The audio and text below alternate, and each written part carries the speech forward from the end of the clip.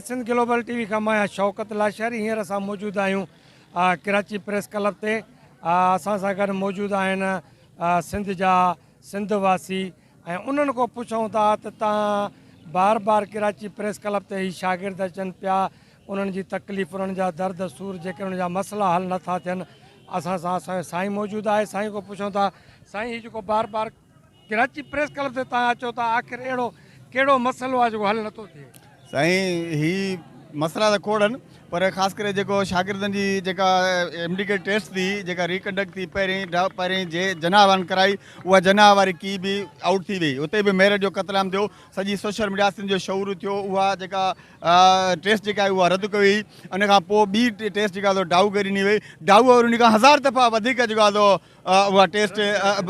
Leak कई ऐं जंहिंसां हिकु रातो राति हज़ारे नौजवान जो मुस्तक़बिल जेको उहो ख़रीदो फ़रोख़्त कयो वियो उहा पेपर लखनि करोड़नि में अरबनि ताईं जेको आहे एतिरे ताईं जो असांखे जेके रेड़ा हुआ उन्हनि तां बि असांखे उहा आंसर की असांखे मिलनि पियो त असां हैरान परेशान असांजो नौजवान जेको सॼी उमिरि पढ़ियो 12 साल पढ़ियो उहो जाॻा कयईं रातियूं जाॻियो जेको माइटनि जा जेके ख़र्च थिया जेको टाइम उन्हनि ॾिनो त उहो नौजवान अॼु हैरान परेशान त छा थी रहियो आहे कल्ह जेका चोरी थी अॼु दाड़ो लॻो आहे माना कल्ह अॼु जेको आहे उन खां 1000 दफ़ा वधीक त असां बार बार हाई कोर्ट ते हाज़िर थो चवां प्रेस क्लब ते चवां पर प्रेस क्लब असां जेको आहे ख़ासि करे असांजा सहाफ़ी हज़रात असांखे उहा कवरेज कोन था ॾियनि पिया ख़ासि करे उर्दू जेका मीडिया आहे उन ते असां कॾहिं इंटरव्यू वठण लाइ बि उन तकलीफ़ न असां किथां सिंध जे कश्मीर खां कराची खां खैरपुर खां दादू जोई खां हेॾां उमरकोट खां थरपारकर खां सॼी सिंध जे ज़िलनि जा छोकिरा तव्हां पोयां ॾिसो नौजवान बीठा आहिनि पर पोइ बि ख़बर न आहे छो असांखे नज़रअंदाज़ कई मुस्तक़बिल नौजवान जेको सुभाणे महिमार आहे अॼु दर दर रोडनि ते परेशान आहे हैरान आहे पंज हक़नि लाइ विड़े पियो उनजो साथ ॾियण लाइ घटि में घटि आवाज़ त बणिजो असां सां गॾु त बीहो असां उर्दू मीडिया खे हम ये अपील करते हैं यार ये भाई साहब आप ये क्या करें थोड़ा मसला हो जाए अगर कोई यहाँ कोई कुत्ता गटर में गिर जाते सारी उर्दू मीडिया पता नहीं वो बिछा देती है अपना वो क्या कहते हैं तो कम से कम यार हम सिंधी लोग जो सिंध से आ रहे हैं तो दी है जो मीडिया ताईं उन्होंने जो अॻे जेके सहाफ़ी सहारो बणिजंदा अॻे जेके सहाफ़ी ज़ुल्म जे ख़िलाफ़ आवाज़ उथारींदा जेके अॻे हिकिड़ो माण्हू हूंदो ई त बाबा अख़बार में वेंदासीं असांखे ख़बर लॻे इंसाफ़ मिलंदो पर अॼु उन ख़बर न आहे चैनलनि खे हुननि छा ख़रीद करे छॾियो आहे हिकिड़ो ई वाहिद सहाफ़ी आहे शौकत ज़रदारी सलाम आहे इन खे सॼी सिंध जे शौर तरफ़ां उहो हिकिड़े पासे बीठो आहे हे काॾीरान साहिब हे वॾा हे जेके मुछां मटे चवंदा हुआ हिते सिंध जो शौर सिंध टोपी अजरक ड्रामा जेके रचाईंदा हे केरु आहिनि हे टोपी वारा न आहिनि हे अजरक वारा न आहिनि उहे ॿिया आहिनि जेके तव्हांजा महफ़िल में महलनि में वेही जेके ग़रीबनि जो हक़ था कनि उहे सिंधी आहिनि हे सिंधी न आहिनि हे सिंधी खे दर तव्हांजा मीडिया टीवी चैनल छा नी लाहिया आहिनि तव्हां हुते इश्तिहार हलायो तव्हां हुते औरतुनि जो नंगा गाना हलायो पर जेकॾहिं ॿिए पासे नौजवान लड़े थो तड़पे थो हॾो वॾो घरां अचे थो मासूम ॿार ॿारनि जी हालत हे ॿारनि हे मासूम ॿार जेके अचनि तव्हांजे लाइ इंसाफ़ लाइ ॿार सिंधी कहिड़े असांखे कवरेज ॾिनी आहे कॾहिं का स्टोरी हलाई आहे इहो तव्हांजो KTN वारा त वॾा माण्हू आहिनि ऐं ॿिया जेके अथई पंहिंजो आवाज़ टीवी सिंधु टीवी ख़बर न अलाए केतिरा आहिनि जेको थो घरों कार जे टीवी चैनल थो खोले पियो माण्हुनि जो आवाज़ु आहे हिते ड्रामा हलाइण हिते मस्करी करणी आहे हिते इंडिया जी फिल्म जी नक़ल करणी आहे हिते उहो ई मामा लालू वारो किरदारु आहे ख़ुदारा ईअं कयो पंहिंजी क़ौम ते रहम कयो पंहिंजे क़ौम जो मुस्तक़बिल ठाहियो पंहिंजी क़ौम खे रस्तो ॾिजो साञा ॾियो हीअ क़ौम जेका विड़े हीअ क़ौम अॻिते अचे हिन क़ौम जे मुस्तक़बिल जा सौदा न कयो ईअं न थिए जो अला ईअं न थिए जो ॿुधी किताबनि में पढ़िजे किताब में पढ़े सिंध ऐं सिंधी ॿोली इंटीरियर सिंध खां नंढनि शहरनि खां ऐं नंढनि इलाइक़नि खां 100 किलोमीटर जेको आहे सो पंधु करे ऐं पंहिंजे बचनि जे जेको मेरिट ते जेको धाड़ो लॻो आहे जेकी उन्हनि जे मुस्तक़बिल सां जेको खेॾियो वियो आहे ऐं जेको व्हाट्सअप ग्रुपनि ज़रिए जेकी करप्शन या जेकी मेरिट जी लताड़ कई वई आहे उन लाइ असीं माना पंहिंजूं आसूं पंहिंजूं उमेदूं खणी हाई कोर्ट जे चीफ जस्टिस अॻियां झोली फैलाए असीं बीठा आहियूं त असांखे चीफ जस्टिस इंसाफ़ ॾींदो ऐं असांजे बचनि खे उन जी मेरिट मिलंदी ऐं उहे अॻियां हली क़ौम जी ख़िदमत कंदा जेकॾहिं इंसाफ़ न मिलियो त असां मथां उहे नाअहल ॿार जेको आहे मुसलत थींदा जेके असांजी क़ौम जी अची अॻियां बर्बादी कंदा ऐं वरी बि हिकु दफ़ो अपील कंदसि पूरी मीडिया खे चाहे उर्दू मीडिया हुजे चाहे सोशल मीडिया हुजे चाहे जेको आहे सो प्रिंटिंग मीडिया हुजे उहो असांजे जेको आहे आवाज़ खे हथी ॾे असांजे आवाज़ खे बुलंद करे असांजे इरादनि खे मज़बूत बनाए त त पाकिस्तान ऐं असांजो सिंध मज़बूत बणिजंदो। सर तव्हां छा था चवणु चाहियो? मनीषा सर सभ खां पहिरीं त तव्हांजी वॾी महिरबानी आहे जो तव्हां हिते असांजी दादरसी कई। सिंध जो हुयो दिलि आहे कराची, जिते सॼी सिंध जे सभिनी ॻोठनि ॿहिराड़ियुनि ज़िलनि खां ॿारड़ा नियाणियूं वीचारा पंधु करे आया आहिनि ऐं अॼु उहे जिते आया हर हंधि सिस्टम जेको आहे कारो जेको निज़ाम आहे उहो मज़बूत आहे। उन में डाउ जो चोर वीसी हुजे ऐं उनजो कहिड़ो बि रंग हुजे, पर सिस्टम जेको आहे उन ॿारनि खे रोले पियो। हिकिड़ो दफ़ो जिना पेपर लीक कयो, ॿियो दफ़े किरोड़नि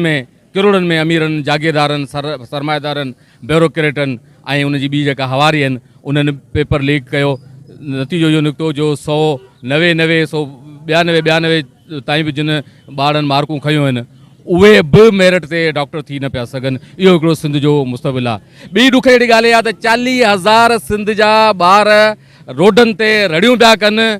असांजा चेयरमैन पाॾनि खां थुला, असांजूं तब्दीलूं जो ॻाल्हियूं करण वारा, क़ौम बदिलाइण वारा, क़ौम हुकूमत ठहे, पर्ची ते जेको वज़ीर थिए, पर्ची ते जेके उहिदो मिले उहो पर्ची ते फ़ैसिला कंदो। पर ॾुख जहिड़ी ॻाल्हि आहे त असां हीउ जेको इदारो ॾिसो पिया, हिनखे कराची प्रेस क्लब चवंदा आहिनि। उते ही ॿारड़ा ही नियाणियूं पंहिंजी दाह खणी आया आहिनि। सोशल मीडिया ते हिकिड़े माण्हू शौकत ज़रदारियुनि जो आवाज़ु उथियारियो, फयाज़ शर, इमरान ऐं ॿियनि आवाज़ु उथियारियो, माण्हू सभु गॾु थिया। हिते असां ॾिसूं पिया, आउं त चवंदुसि त हेॾा वॾा चैनल उहे पंहिंजे रिपोर्टरनि खे अगरि पघार चाहींदो त ॾियनि, जेको शर्म जी ॻाल्हि न आहे त हिकिड़ो ब्यूरो चीफ अची ॿारनि खां पुछे मामला क्या है, छा थियो आहे? अड़े जेकॾहिं तव्हांखे प्रेस क्लब जे दर ते बीठल ॿारनि खे सिंध जो हेॾो वॾो इशू, 40,000 ॿार जेकॾहिं कराची शहर में आया आहिनि, तव्हांखे ख़बर ई न आहे त तव्हां आख़िर हिते प्रेस क्लब में मुफ़्त जी मानी खणण था अचो, पार्सल करण था अचो, शाम जो अवी जेको हिते अची महफ़िलूं मचायो था, छा असांखे ख़बर न आहे? छा तव्हांजो जो फ़र्ज़ु न आहे? ही प्रेस क्लब इदारा जेके आहिनि, ॾिजो हुन ॾींहं खां जॾहिं स्ट्रीट जर्नलिज़म ईंदो ऐं माण्हू मुड़ी कोन ॾिसंदा, माण्हू तव्हां खां पुछंदा कोन, दौर अचे पियो। 40,000 ॿार आहिनि, ही मुस्तक़बिल जा मास कम्युनिकेशन में ई वेंदा, हे जर्नलिस्ट थी ईंदा ऐं उते आंगूठे छाप जेका आहे, पर्ची मीडिया जेका आहे, उनखे असां शदीद कावड़ आहे उनते, त उनखे असां यादि न आहियूं, असांजी ॻाल्हि यादि न आहे। कोर्ट में असीं मिनथू पिया कयूं, केरु ॿुधे नथो। ब्यूरो चीफ तमामु वॾे इदारे जेकॾहिं जी मूंखे पुछो मामिलो छा आहे, एक्चुअली तव्हां मूंखे एक्सप्लेन कयो। जेकॾहिं असां तव्हांखे एक्सप्लेन कयूं त तव्हां पघार चइजी था खणो, तव्हांजो प्रोफेशनलिज़म किथे आहे? सो इन निज़ाम ते लानत आहे। इन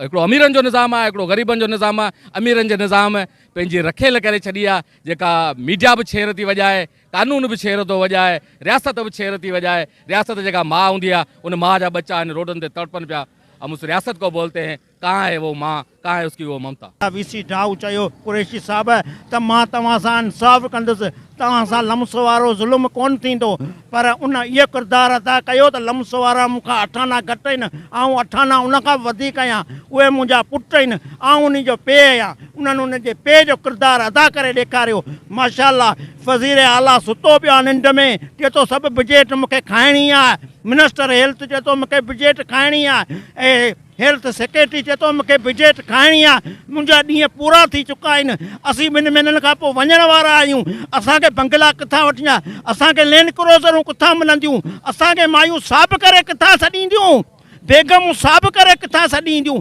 आख़िर कुझु हुजे त सही त लैंड क्रोज़रूं 2 दर ते बीठल हुजनि, 2 बंगला हुजनि, 5 स्टार होटल में बि असांजो शहरु हुजे, दुबई जे होटल में बि असांजो शहरु हुजे। जे मज़लूम शागिर्द चुपिया विया, मज़लूम शागिर्दनि सां ज़ुल्म कयो वियो, त उन जे घरां वियो, उन जा बच्चा त उन अॻे विकिणी छॾिया आहिनि। उहे त बेज़मीर आहिनि, उहे त बे औलाद आहिनि। उनखे जॾहिं पंहिंजे औलाद जी बि ग़ैरत न आहे त उन्हनि खे असां जहिड़े पेरेंट्स ग़रीब मज़लूमनि जो छा थींदो? मज़लूम शागिर्दनि जो कहिड़ो उन्हनि खे अहसासु थींदो त आख़िर कंहिंजा बच्चा आहिनि। अॼु असांखे चीफ जस्टिस साहिब ते वॾो ज़ुल्म ऐं जो निशानो असांखे बनाए छॾियईं, जेको असांखे चई त तव्हांखे मूं ST ऑर्डर ॾिनो आहे। जॾहिं उन ST ऑर्डर ॾिनो आहे त उन ST ऑर्डर में को दम न आहे। छो उन हूंदे बि लम्स वारनि, PDS वारनि जेको त फार्म जमे कराया आहिनि, फार्म वरिता आहिनि, ऐं बिलावल यूनिवर्सिटी में बि एडमिशन थी आहे। छा तव्हांजे ST ऑर्डर में एतिरो दम कोन्हे जे तव्हांखे यूनिवर्सिटियूं नथियूं मञनि?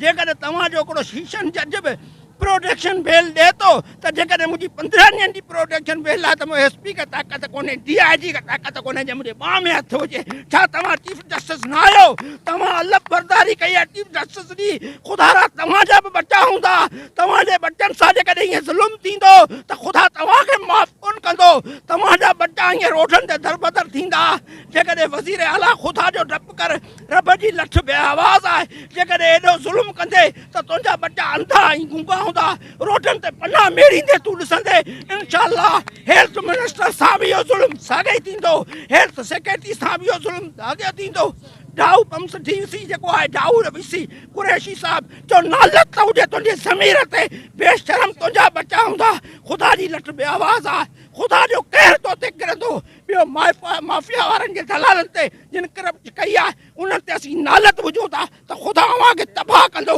ऐं बर्बाद कंदो इंशाअल्लाह ताला असांजो हक़ आहे असांखे ख़ुदा फ़ैसिलो कंदो असांखे पंहिंजो हक़ ॾियारींदो मज़लूमनि शागिर्दनि खे पंहिंजो हक़ मिलंदो ये सितारे टूट जाएंगे ज़मीन पे ज़िलज़िला होगा मोहम्मद तख्त पर होंगे अदालत पर ख़ुदा होगा। अस्सलाम वालेकुम। ही मासूम जेके नौजवान ॿारड़ा आहिनि हिननि सां हिकिड़ो ज़ुल्म आहे वॾो इहे सभु त हिननि जूं ॻाल्हियूं ॿुधियूं हाणे फ़ैसिलो आवाम करे ऐं अवामी अदालत में फ़ैसिलो आहे ऐं जज साहिबान फ़ैसिलो कनि ऐं ॿिया जेके आला उहिदनि ते वेठल असांजा वॾा ऑफिसर आहिनि उहे बि ज़रूरु हिन ते थोरी नज़रसानी कनि त वाक़ई हिननि सां ज़ुल्म आहे हिननि जे मसइले खे कीअं हल कजे। शौकत लाशारी खे इजाज़त ॾींदा इंशाअल्लाह वरी तव्हां सां कंहिं ॿिए प्रोग्राम में मिलंदासीं।